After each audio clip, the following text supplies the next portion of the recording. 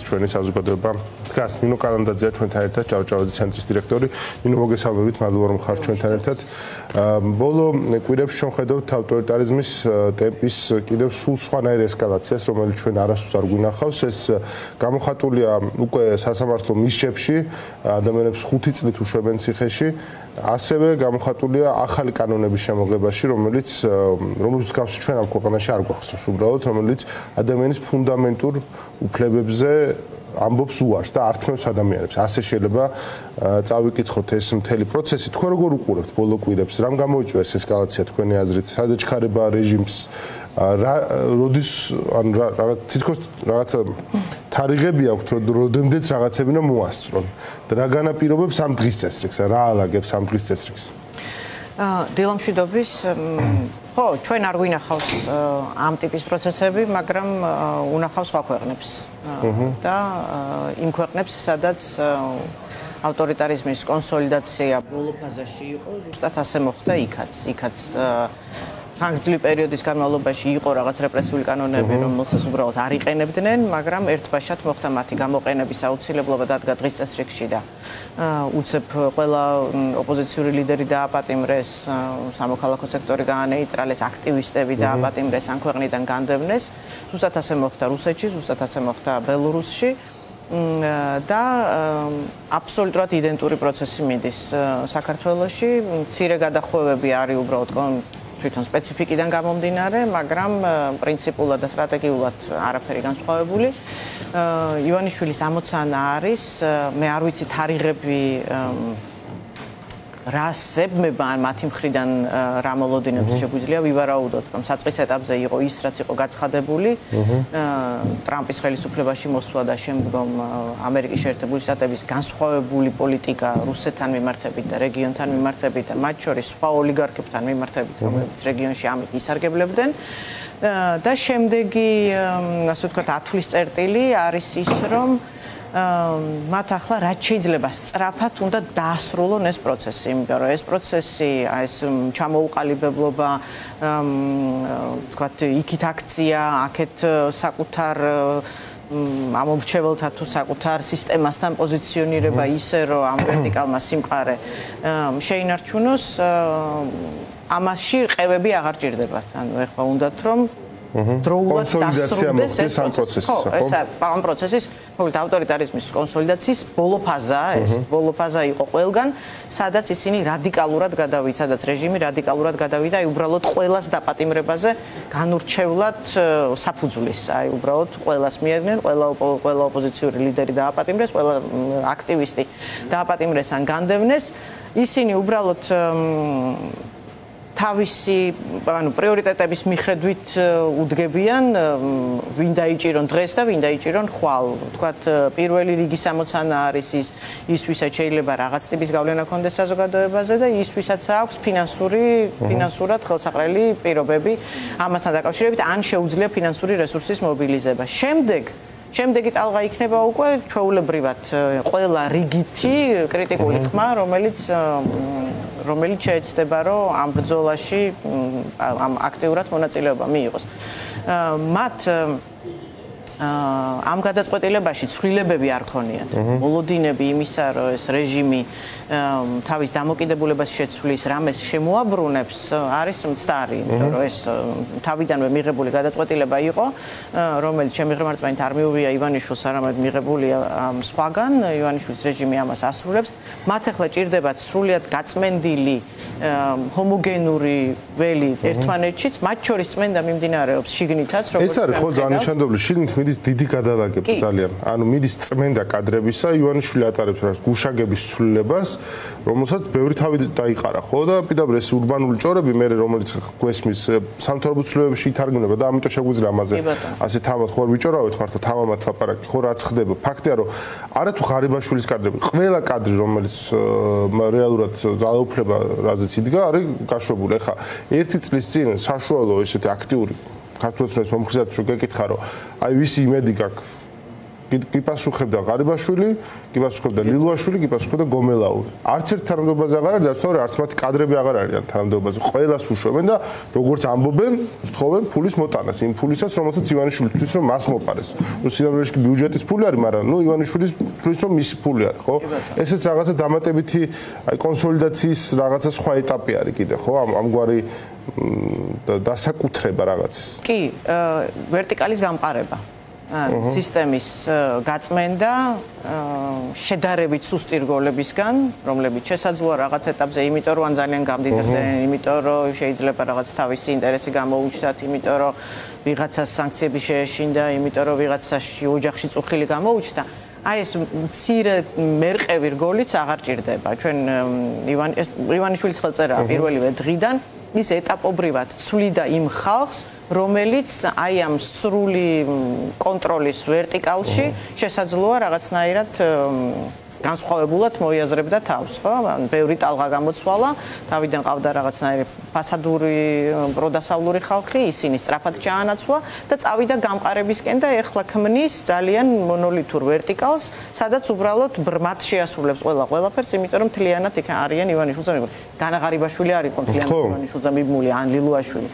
მაგრამ მას არ ჭირდება არანაირი რყევა, უნდა და მე არ მჯერა ის რომ რაღაც ვერსიები რო განიხილება, რომ ეხლა აი კობახიძის კადრებით, იმიტომ მიდის ჩანაცვლება ძველი კადრების, რომ კობახიძე იღებს ძალაუფლებას ყალაში. კობახიძე ივანიშვილის გარეშე ვერანაირ ძალაუფლებას ვერ გადაიბარებს. კობახიძე ზუსტად ისევეა მიბმული და გადაბმული ჭიპლარით ივანიშვილზე, როგორც ყველა დანარჩენი იყო. უბრალოდ ახლა მას აქვს ჩაბარებული მართვის სადავეები და ის ამ ფორმით უმყარებს ივანიშვილს საფუძვლად. ესეც ნაწილია, ანუ ორ ფლანგზე მიდის ხო პროცესი, ერთი თავისი შიდა სტრუქტურის გაჯანსაღება და გაძლიერება და მეორე მხრივ აქეთ ტოტალურად აი ამ დემოკრატიული ბრძოლის დასუსტება რეპრესიული გზებით იმისთვის რომ საბოლოოდ დასრულდეს საქართველოში ავტორიტარიზმის მშენებლობა, ანუ საბოლოო ფორმა მიიღოს ამან და შემდგომ გადავიდნენ უკვე ჩვეულ დღის წესრიგზე, რომელიც მათ აქვთ დიდი ხნის წინ დაგეგმილი და ეს დღის წესრიგი არ არის მხოლოდ ის, რომ მათ ფული აკეთონ, ეს დღის წესრიგი უკავშირდება საგარეო პოლიტიკას, ეს დღის წესრიგი უკავშირდება ოკუპირებულ ტერიტორიებთან მიმართებით პოლიტიკას, ეს დღის წესრიგი უკავშირდება საქართველოსთვის სტატუსის შეცვლას, ეს დღის წესრიგი უკავშირდება ოკუპირებული ტერიტორიების ანექსიის პოლიტიკის გაძლიერებას. ეს არის საბოლოო ჯამში რუსეთის მიზანი, ეს არის ის ამოცანები, რომელსაც ძალიან თანმიმდევრულად მოსკოვი საქართველოში ახორციელებს და ეს არის ეხლა ხელსაყრელი პერიოდი. ჩვენ ვხედავთ, რომ რეგიონში სრულიად მთლიანი გადანაცვლება მიდის ძალთა ბალანსის. ჩვენ ვხედავთ, რომ რუსეთის ინტერესების დასუსტება მიმდინარეობს რეგიონში. ძალიან აქტიურად სომხეთ და აზერბაიჯანის მხრიდან საქართველო არის ყველაზე მთავარი მაშველი რგოლი პუტინისთვის. საქართველოს თუ შეინარჩუნებს, საქართველო იქნება სავაჭრო რესურსიც რუსეთ-უკრაინის ომის დასრულების შემდეგ მოლაპარაკებებშიც და რაც მთავარია რეგიონზე გავლენის შენარჩუნებისთვის. ამასთან ერთად ჩვენ ვხედავთ საერთაშორისო მიმართულებით კიდევ ახალ ნაბიჯებს, კონტურებს იმის გამოკვეთისა თუ როგორი არის ივანიშვილის საგარეო ხედვა საქართველოს, ხო? მისი საგარეო საქმეთა მინისტრის მოადგილის მისვლა ირანის საელჩოში და სოლიდარობის გამოცხადება ისრაელის მიერ მიყენებული მსხვერპლის რაღაცა ამ მიმართულებით, ხო? ეს არის ძალიან ნიშანდობლივი ნაბიჯი. შეიძლება ერთ-ერთი ყველაზე მკვეთრი ნაბიჯიც კი, რაც ივანიშვილს გადაუდგა სამკუთხით, ხო? ამ მომენტში პირდაპირ ასე წასვლა ამერიკის შეერთებული შტატების წინააღმდეგ და დონალდ ტრამპის წინააღმდეგ ეს არის ძალიან დიდი ნაბიჯი და დიდი გადაწყვეტილება. სწორად ვაფასებთ ასე? თუ ეს არის დიპლომატიურ ჟესტად შეიძლება მაინც სადმე გაიქვითოს? არა, იმიტომ რომ კონტექსტია გამსაზღვრელი. საქართველოს წინა ხელისუფლების პირობებშიც ირანთან ჰქონდა თავისი პოლიტიკური ურთიერთობა, დიპლომატიური ურთიერთობა. რომელიც სამეკავშირო პოლიტიკის ჩარჩოში იჯდა. ანუ ეს ურთიერთობები არ გადადიოდა იმ პოლიტიკურ ზღვარს, რომელსაც შეეძლო შენი ტრადიციული და ძლიერი მოკავშირეები გაეუცხოებინა, მაგრამ ინარჩუნებდი იმდენად, რამდენადაც ეს შენი სტრატეგიული თუ ეკონომიკური მიზნების განსახორციელებლად შესაძლოა სასარგებლო რგოლი ყოფილიყო, იმიტომ რომ რეგიონული პოლიტიკის ნაწილი იყო მაშინ საქართველოს. დღეს კონტექსტი განსხვავებულია. დღეს ირანთან ურთიერთობაში არა მხოლოდ ისრაელი მონაწილეობს, არამედ ამ შემთხვევაში ჩვენი ძლიერი ტრადიციული მოკავშირე მას აცხადებს მტრად და უპირისპირდება. ეს როდესაც ამ ფონზე სამძიმრის რაღაც წიგნი გახსნესო და გვირეკესო და გვითხრესო რომ გახსნილიაო და ხوار მობრძანდებით ვინმე. ამას როდესაც დემონსტრაციულად აკეთებ, ეს არ არის გადაწყვეტილება, რომელიც საგარეო საქმეთა სამინისტროში იქნა მიღებული. ეს არის გადაწყვეტილება ჩემი ღრმა რწმენით, რომელიც ინსტრუქციის სახით მოვიდა მოსკოვიდან, რომ ეხლა მიდით იქ და სოლიდარობა გამოუცხადეთ და დააფიქსირეთ, რომ თქვენი ხაზები აქ გადის, რომ თქვენ საქართველოს ტერიტორია მოზომილი გაქვთ რუსული ინტერესებისთვის და მიდით და ეს ნაბიჯი გადადგით. ჩემი ძალიან ღრმა რწმენით და მათ შორის სისტემის ცოდნით მე ეჭვება, რომ ეს იყოს უბრალოდ დიპლომატიური გადაწყვეტილება, თუნდაც შედარებით დაბალი დონით გამოხატული. ხო. თუმცა შეუძლებელია რომ ეს დავიწყებული იქნას, ხო? ეს დანახული იქნებოდა აუცილებლად. ერთ ნახეთ ჩვენ ისრაელის ელჩის განცხადება.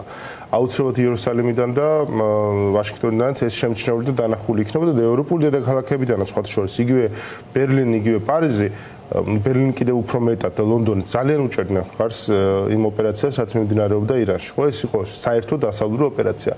ასე შეიძლება შეფასდეს და ამიტომ შესაბამისად ჩვენ აღმოჩნდით აი ამ ფლანგში ირანთან და რუსეთთან ერთად, მკვეთრად თან.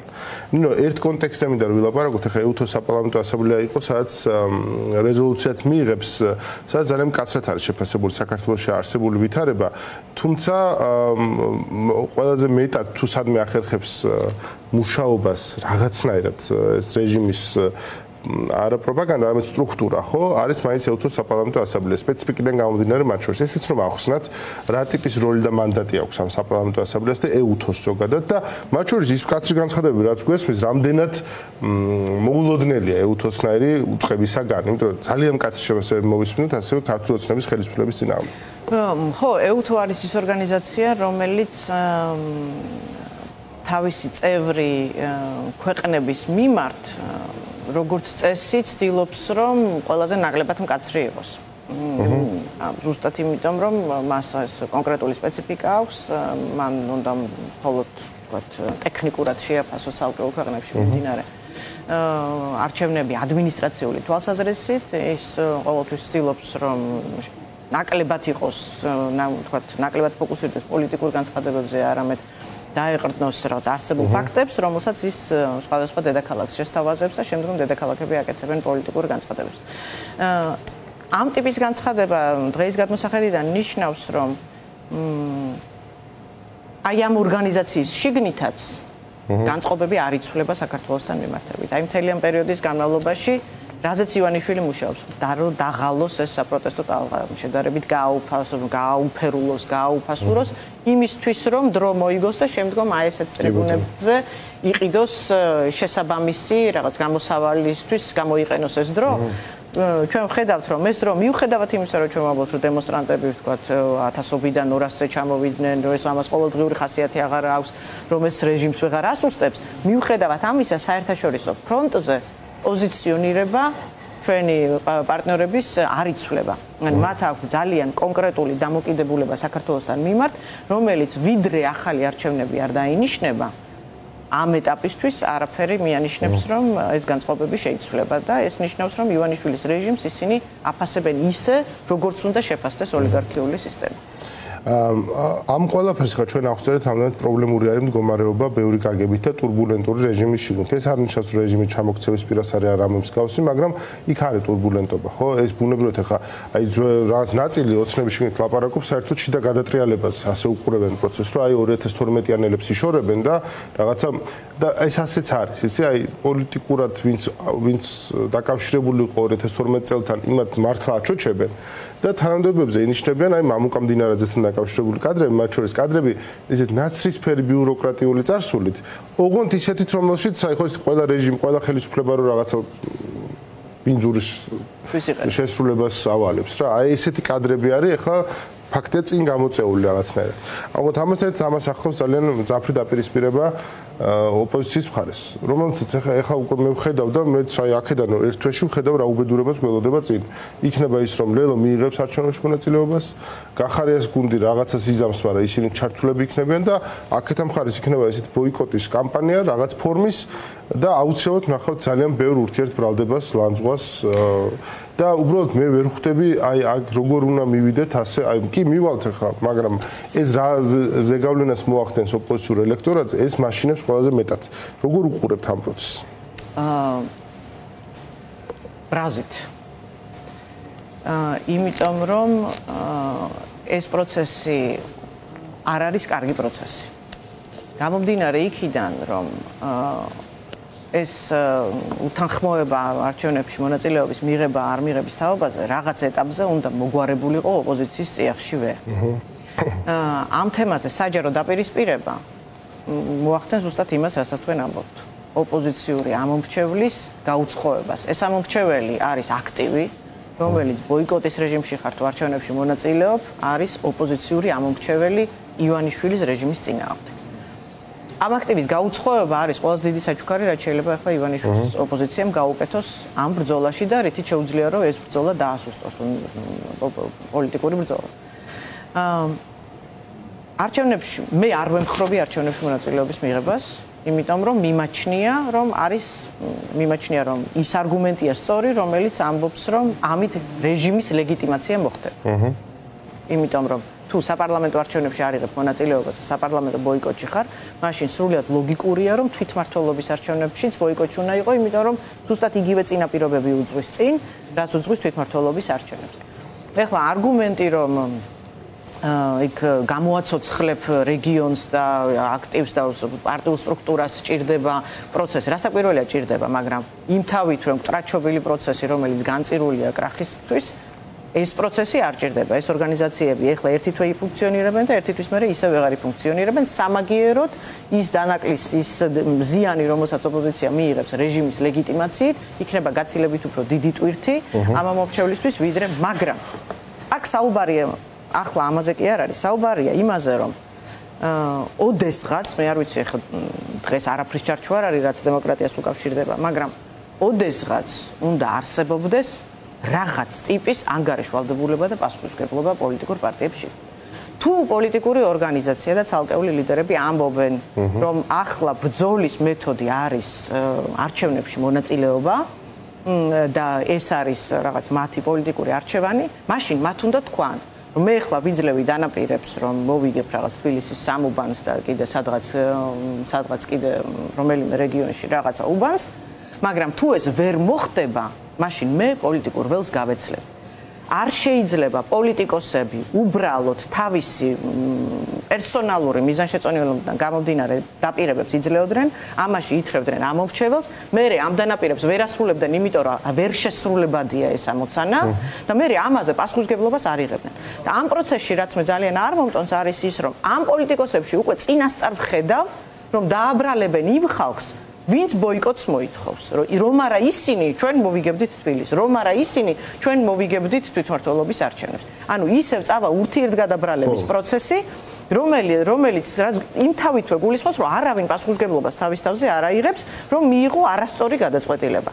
თუ რამეს მოიგებენ ღმერთმა ხელი მოუმართოთ, მაგრამ ჩემი ღმერთმენით ეს არის შეუძლებელი ამოცანა. ეს არის შეუძლებელი ამოცანა, რომ დღეს ამ პროცესებში ყველა ბერკეტი რო ხელში კონდეთ, მაშინ ვერ მოუგეს ივანიშვილს და ეხლა არანაირი შანსი არ არის, რომ ივანიშვილს რამ ერთი სადარბაზო მაინც მოუგონ თბილისში. ამის თეორიული შანსი არ არის, იმიტომ რომ ეს არასდროს ასე არ მომხდარა. ივანიშვილი ყოველთვის იმას წერდა, რამდენი ხმაც მას ცალკეულ უბანზე ჭირდებოდა. თუმცა ინახე ისინი მათი არგუმენტი არის რა. თუ 2024 წლის არჩევნებზე, რომელიც გაყავდა, მაინც მოხერხდა ის, რომ თბილისი იმდანაც ოპოზიციური იყო, რომ ივანიშვილმა ვერ წალეკა ამ გაყალბებით, ხო და მაინც წმინდა, ასე ვთქვათ, სტატისტიკურად დადგა ის შედეგი, რომ მოიგო ოპოზიციურმა პარტიებმა, ხო?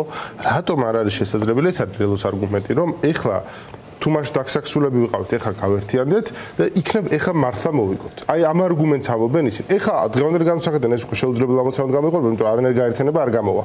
ეს ფაქტია. მაგრამ ეს იყო მათი არგუმენტი, ხო, მოლაპარაკებების დროს. ეხლა არ ვიცი, ანუ ისინი გახარიასგან განსხვავებით, აი გახარია ამ არჩევნებს, აი სწორედ ამათ აღწერდა გახარიას გუნდი, რომ ეს არის გადარჩენის, აი სტრუქტურების გადარჩენის და გულწრფელად ამბობდნენ, რომ ივანიშვილი ჯერ არის, ეხლა რაღაც მომენტ შეიძლება აღარ იყოს და მომენტი დადგეს, მაგრამ მოდი იქამდე უნდა გადავრჩეთ ჩვენ და ლელო და აი მამუკა ხაზარაძე ხა ციხეში წასვლამდე თქვა ეს ხო თან ამას აღწერდა გამარჯვების პროცესად.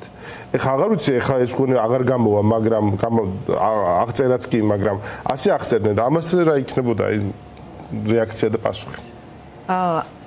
ამ სამივე არგუმენტს აქვს ძალიან მკვეთრი სუსტი მხარე. 2024 წელს თბილისი მოიგო თუ ვერ მოიგო ამ მრჩეველმა, ეს შედეგებზე არ აისახა. მოიგო ივანიშვილმა გაყალბების გზით. ახლა მოიგო იმიტომ, რომ ზუსტად ის გააყალბა, რა მასშტაბით სჭირდებოდა. იმისთვის, რომ ის ძალაუფლებაში დარჩენილიყო და კონსტიტუციური უმრავლესობა მიეღო. მან გააყალბა საქართველოში არჩევნები ისე, რომ ივანიშვილმა 12 წლის თავზე იმაზე მეტი ხმა აიღო, ვიდრე 12 წლის წინ. ანუ ტოტალურად გააყალბა წინა საარჩევნო ველი, სიები და შემდგომ უკვე თვითონ არჩევნების პროცესი. თბილისში სტატისტიკურად წააგო თუ ნაკლები ციფრი დაიწერა და მეტი ციფრი დაუწერა ოპოზიციას, ამით მისთვის პრინციპული სურათი საერთოდ არ შეცვლილა. სრულიად განსხვავებული სურათი იქნება ეხლა, იმიტომ რომ მისი მთელი რესურსი ახლა მიმართული იქნება თვითმმართველობის არჩევნებზე და თვითმმართველობის ერთეულებშიც ის ზუსტად იმ ციფრებს დაწერს, რა ციფრიც მას სჭირდება იმისთვის, რომ მან გაუტოლოს ძალაუფლება საპარლამენტო კონსტიტუციურ უმრავლესობას. იმიტომ რომ ბერკეტები არის მის ხელში, ბერკეტები არ არის ლელოს ხელში. ბერკეტები არ არის გახარიას ხელში, ბერკეტები არ არის ამომრჩევლის ხელში. ეს ბერკეტი არის ივანიშვილის ხელში და ამ ბერკეტებს ვერ უპირისპირდება ოპოზიცია. თუ შეეძლო ამასთან დაპირისპირება, მაშინ ებრძოლა 2024 წლის პოსტსაარჩევნო პერიოდისთვის. თუ შეეძლო ამ პროცესის ამ დაკარგული ხმების დაცვა, მაშინ უნდა დაეცვა 2024 წლის შემდეგ. დღეს მოცემულობა არის ისეთი, რომ ამას ემატება დამატებით ის, რომ ოპოზიცია 2024 წელთან შედარებით ბევრად უფრო დისკრედიტებულია, ბევრად უფრო დასუსტებულია, ბევრად ნაკლები ამომრჩეველი ყავს, ბევრად მეტი ამომრჩეველი ქვეყნიდან არის წასული, ბევრად ნაკლები კრედიბილურობით სარგებლობს დღეს ცალკეული თუ გაერთიანებული ოპოზიცია. ამიტომ იმთავითვე ის სტატისტიკური მონაცემით შემცირებული იქნება, რომელიც მათ 2024 წლისთვის კვლევები მაინც ხვავითარებს. კვლევა უფრო პრობლემურს ხდის რა ნაწილს, იცი რა, ოპოზიციურად განწყობილი ადამიანები კი არიან, ეს ოპოზიციურად განწყობილი ადამიანები არჩევნებზე მისვლა აღარ უნდათ, აღარ ენდობიან პროცესს. აი ამის ამომსები არ ჩანს არც ერთი პოლიტიკური ძალა, აი ამ დობის. იმიტომ რომ არჩევნებით არ ხდება ამ დობის მოპოვება. ვეღარ ხდება არჩევნებში ოპოზიცია ვერ იპოვებს ნდობის მანდატს. ეს არის პრობლემა და ამაზე ვსაუბრობთ, არჩევნებში უნდა მიიღონ მონაწილეობა თუ არ მიიღონ მონაწილეობა, თორე თვითონ პოლიტიკური პროცესი როგორ უნდა განვითარდეს, ეს 2024 წლამდეც ცხადი იყო, უნდა ყოფილიყო აბსოლუტური ერთიანობა და მე საერთოდ მიკვირს ყველასი, ვინც ყველას ვიცნობ და უმეტესობა მათგანთან მიმუშავია. საერთოდ ვერ ხვდები, რატომ ვერ ახერხებენ ამდენი ხნის განმავლობაში შექმნან ერთი ბანალური საკოორდინაციო ჯგუფი, რომელიც გადაინაწილებს, ჩვენ ხوارთ 15 წლიანი გეგმა დაგვისახონ. რაღაც 30 დღიანი გეგმა გაწერონ, სადაც თვითონ გაანაწილებენ ფუნქციებს, თითო პარტიიდან ერთი კაცი იქნება წარმოდგენილი, რომელიც ისარგებლებს რაღაც მიკროჯგუფის მანდატით, მაინც გადაწყვეტილების მიღების პროცესში, ხო ამ ხალხს ხო უმუშავ სამინისტროებში ხო უმუშავიათ, რაღაც კრიზისები ხო უმართიათ, ორგანიზაციებში ხო უმუშავიათ, სადღაც მუშაობის პროცესი ხო უნახავთ როგორ ხდება. დაანაწილონ ფუნქციები, გადაანაწილონ დავალებები, ვინ ხვალ დღეს შენ რას აკეთებ, ის რას აკეთებს, ის რას აკეთებს.